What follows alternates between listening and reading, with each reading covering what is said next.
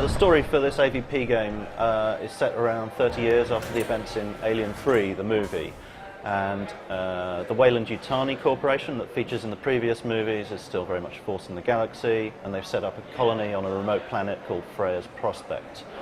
And in the process of doing so, they've discovered some evidence of an ancient predator civilization, and they naturally begin to dig it up and uncover some alien eggs and start experimenting. And as you can imagine, the experiments go wrong somewhat. The colony is overrun by aliens, and the Marines are sent in to save the day. And the predators get the alarm call that their ancient site has been desecrated, and meanwhile aliens are loose from the laboratory. So you've got all three species there, all in one place, all with their own agenda, and our game pretty much picks up from that point. So the story in our current AVP game isn't directly related to the story in the previous AVP games, but it's consistent with it. But our main touchstone is the movies thus far.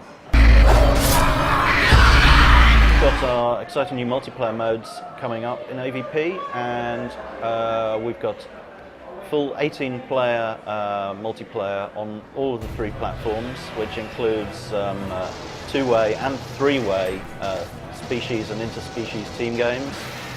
We'll be revealing more about those modes in the coming months, but I can also reveal that we've got a really exciting 4-player cooperative mode called Survivor, where you can play with up to 4 US colonial Marines, trying to survive as long as you can against oncoming hordes of AI-controlled aliens.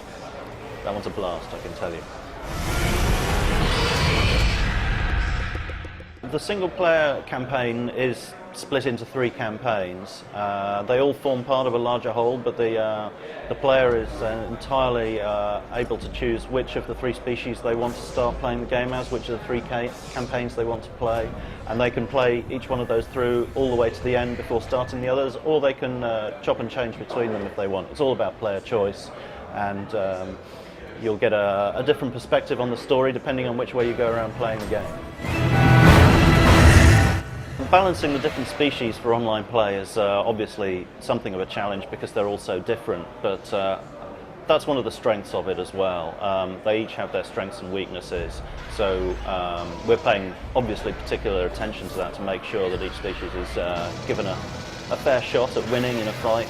But some people worry that perhaps the alien is underpowered because he doesn't have weaponry, but the fact is the alien is really lethal at close range as soon as they get up close to you, and they can move really fast, they can climb on any surface, so it's all about like stalking their prey, leaping in at the last moment and getting them. And I can tell you from personal experience, when playing as the alien, you certainly aren't underpowered compared to the other species. And playing in matches in the studio when we're developing it, we already have factions within the development team that all prefer one species or the other. Everybody's got their favourites, and everybody gets very attached to them and doesn't feel they're underpowered at all.